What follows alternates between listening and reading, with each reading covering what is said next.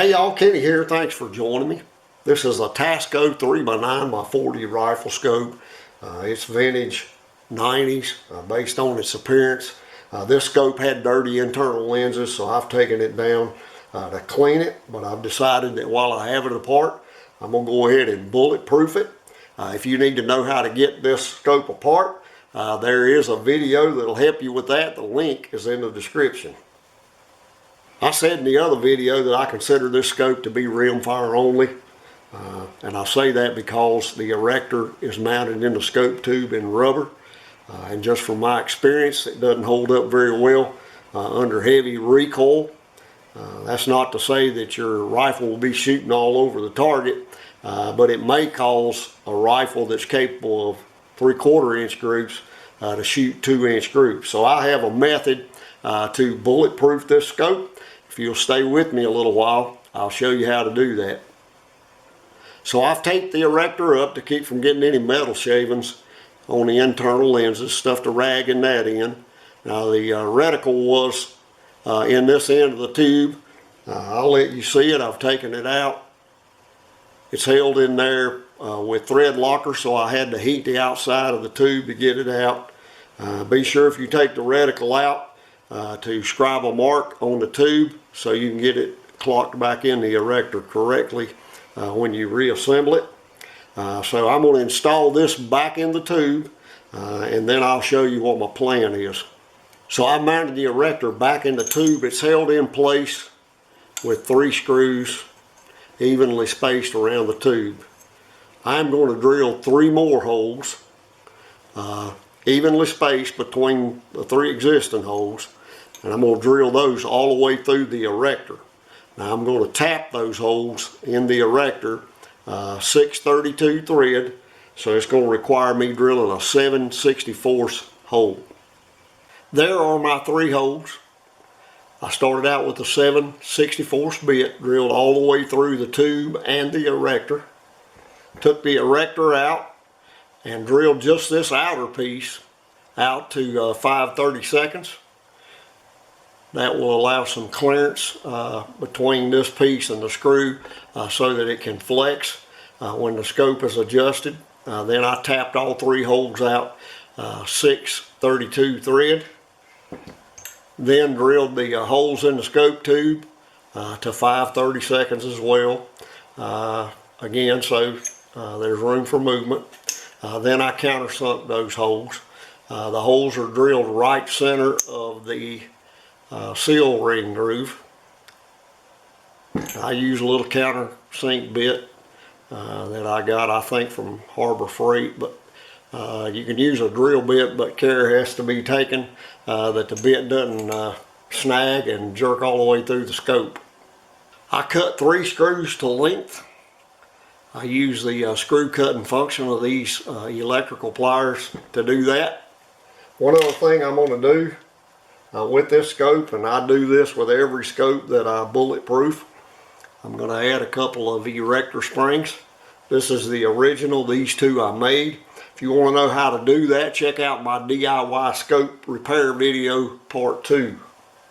I'm going to do a dry run, put this thing together before I put my reticle in place, just to check my glass out, make sure I don't have a piece of debris that'll show up in my field of view. Then I'll take it back apart and install my reticle. Use a little permanent thread locker on the threads, and as I said, I put a mark on here so I could clock it correctly. This stuff is expensive. You can thread your reticle in and just put a bead of super glue around the outside. That will wick down into the threads and accomplish the same thing. Everything looked good on the dry run, so I'm ready for final assembly. When I install the erector, I'm going to put some RTV silicone around the outside in this area just because it fits so loose in this tube. I'll tighten the original screws alternately to keep it centered up. Then I'll put RTV in the holes that I drilled as well. And when I install my screws, I'll stop about a half turn from bottom. When all that dries, those screws in essence will be mounted in rubber as well. This seal ring will be compressed on the head of the screw, so there's not much chance of that ever going anywhere. There are my 3 screws mounted in RTV silicone. Again, they're not bottomed out, they're just floating in the tube. I'm going to allow that to dry, then I'll install my erector springs, put both of my lenses in and my mag ring on, and I will have a bulletproof scope. For more information on scope repair, be sure to check out my DIY scope repair video series.